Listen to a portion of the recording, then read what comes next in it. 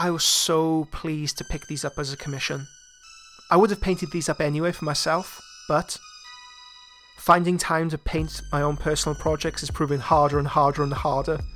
I'm not even sure what I'd paint for myself if I had a break in my schedule right now. So I was immensely pleased I was commissioned to paint these for a client, and I'd be able to record them for the Patreon courses. Very happy, everything is done. What's been done so far? So Aeneas Curseborn is currently available right now. You can see on the website.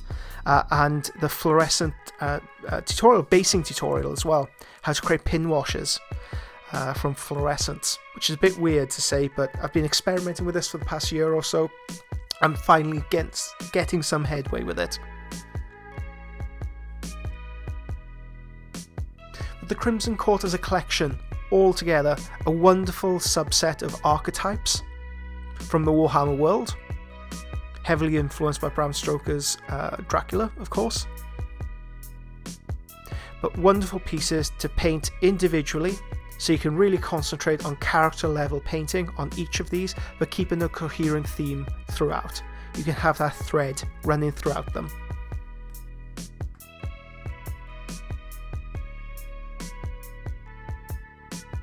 I couldn't help but put together a little tutorial, a little showcase for YouTube to show my thinking process behind the colour selection, the application, and just the thought process I went through when designing the scheme for these miniatures.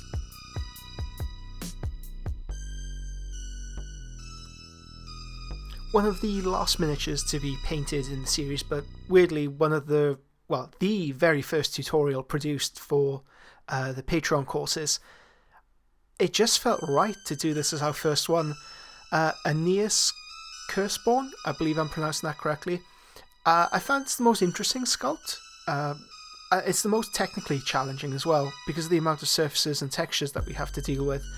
Unlike the heavily armoured ones, or the female with lots of hair, this has wings, quite a lot of skin showing, and the client wanted something interesting done with the mace head.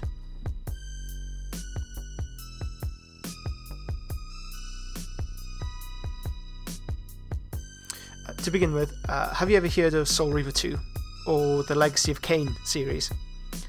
If you have, then there's a good chance you're an aging millennial like me who still uses Simpsons quotes. If that rings true, then you have been heard and I see you.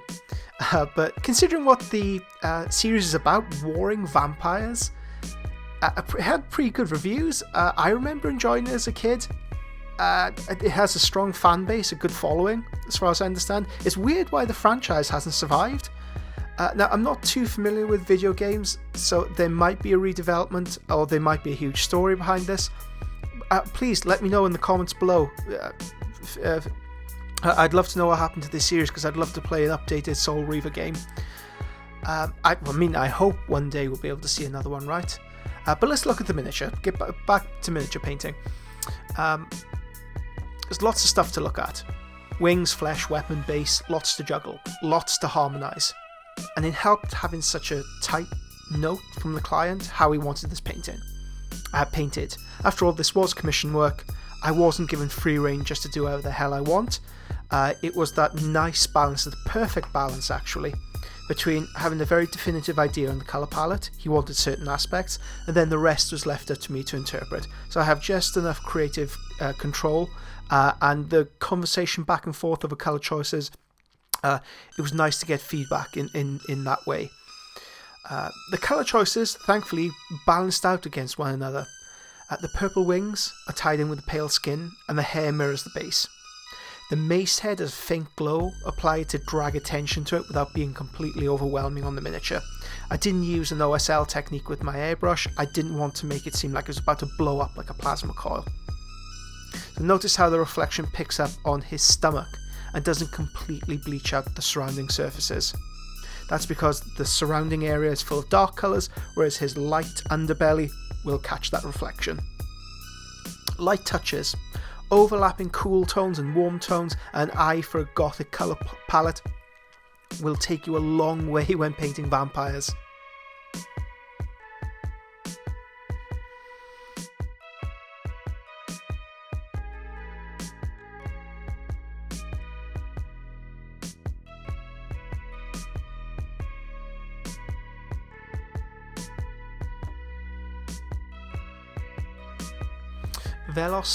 Velas von Fane was the second miniature that I painted in the collection.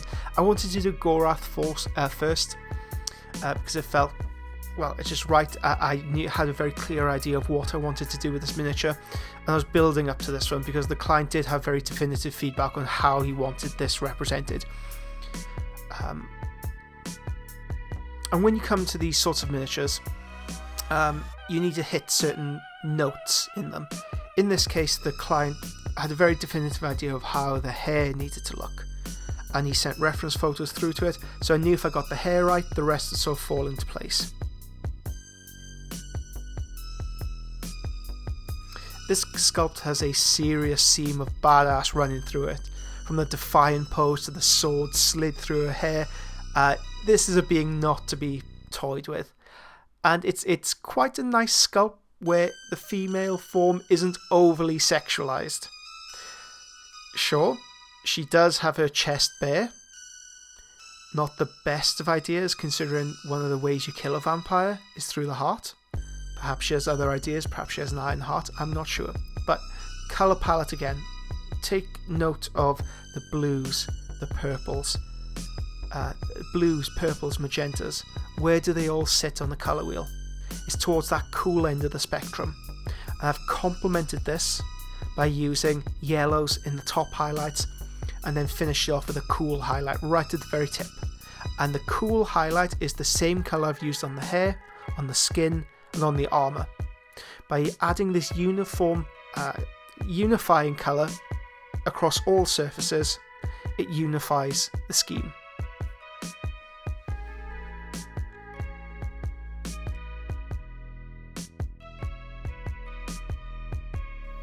Gorath the Enforcer, this was the very first miniature I painted. And one of the great things you can see through the Crimson Court are the many archetypes presented in the Warhammer mythos. So inspired by Bram Stoker, especially the film Dracula. Dracula, he incarnates himself in various different forms throughout the film and throughout the novel. But we're using the film as the reference here because it's so closely tied to the aesthetic of it. We have the beast, the bat, the devil, the lover. And these echo through the Lamian, the Strigoi, von Karstein, the Necrarch, I believe I pronounced that correctly, and the Blood Dragon bloodlines. I guess you could say the Enforcer is closest to the beefy Blood Dragons, creatures of martial supremacy. Solid stance, unwieldy mace, and brutish armour all accentuate the physicality of the character. There are two primary elements to get right on this miniature, and we can hang the rest of the paint job around it. We have the armour and the muscles. In many video tutorials, in many explorations of my technique and showcases, I often refer back to just getting one thing right on the miniature. When you come to paint anything that seems a little bit overwhelming or you're not familiar with, it's a nice feeling, embrace it. We can't all paint Space Marines constantly. We do need to spread our wings and try different things. Even though this is primarily armour and skin. With this, I was a bit unfamiliar with the shapes I wanted it to take, but I knew if I got the armour right, the rest would fall into place, and the skin.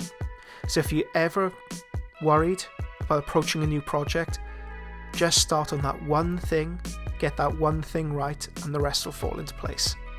Hopefully. So the green was feedback from this client. He wanted green emerald armour, something that was age-worn but not unusable, and he wanted pink purplish skin. So the pink purplish skin, I did up the contrast on it. I did up the saturation of the skin a little bit more than on the other vampires.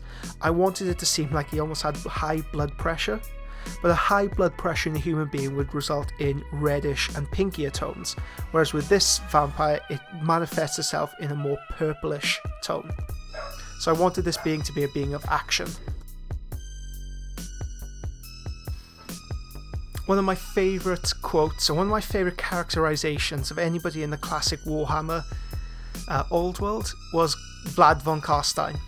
And a quote from the End Time series, a little bit bittersweet, I think conjures this character better than any other. Surrender and serve me in life, or die and slave for me in death. So when I think of a vampire in Warhammer, I think of this sculpt. This is such a great, very classic Warhammer in nature. You have a very classic looking noble pose, domineering, sneering, flamboyant, slightly condescending, and then you have that stupid skull right emblazoned on his chest. You just can't help but it reminds me a little bit of like a He-Man-esque aesthetic, these big bulging supermen. Yeah, it's daft, it's dull, it's so quintessentially Warhammer. It's fantastic. The pose was something of a little bit of consternation for the client. He didn't understand why he had his hand up like that. Why would he be looking at his hand? And he came to the brilliant conclusion that blood had splattered on his fingers, or maybe he chipped a nail and he was looking at it in a rage, as if the enemy had the gall to bloody his fingers, as if you were offended that a drop of enemy blood should stain him.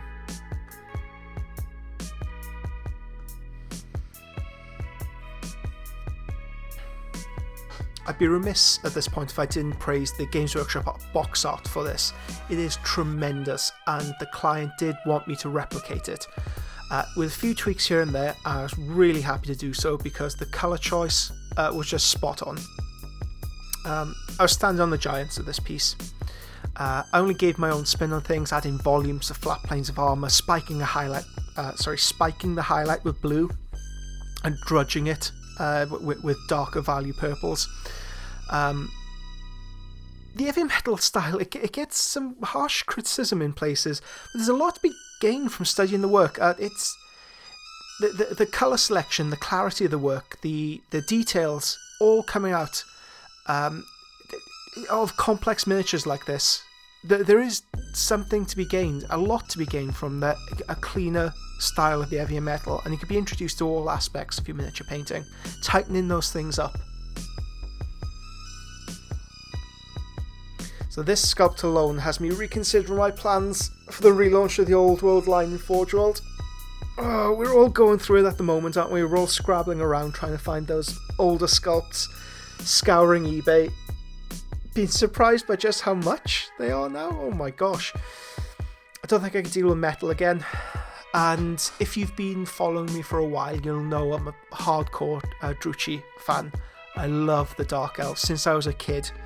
I think it was the Corsair kit that really sold me on them, and then I went through the Cold One Cow phase, and then I had the better Cold Ones. I've been there since 3rd edition, I'd like to say. Yes, 3rd edition with the Druchii. But when the Old World died, I mean, a part of me died, a part of us died. And I'm not sure whether I want to go back and relive that. I mean, I've changed as a person since then. So maybe this new adventure, it gives me a new opportunity to try something different. Especially with the detailing of the Borderlands. You have different world. It's a different world to explore.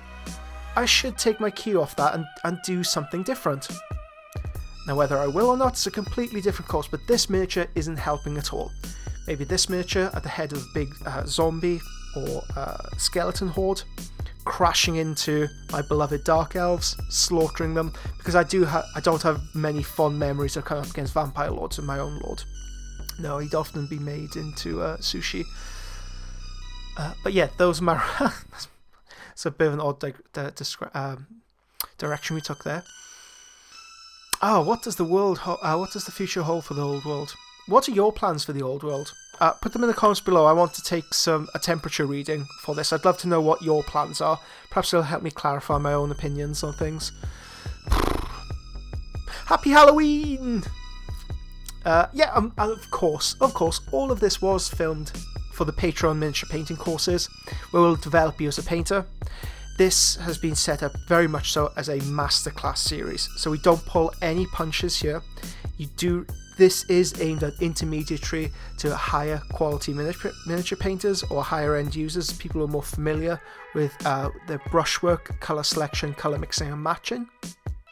But hell, if you want to see how these were created, feel free to type in Lil'LEgend Studio into Patreon Lil'LEgend Studio, or hell, Crimson Court Lil'LEgend Studio, because all the videos are gathered in one place that you can view directly off the website. So you don't need to search through nearly 5 years worth of materials via the Patreon. And if you sign up once for $15, you get access to everything. Every single piece of information we have released for the past 5 years, all for $15. Okay, thank you so much. Happy Halloween. Hopefully the ghosts don't haunt you too badly, or the vampires don't bite too harshly this year.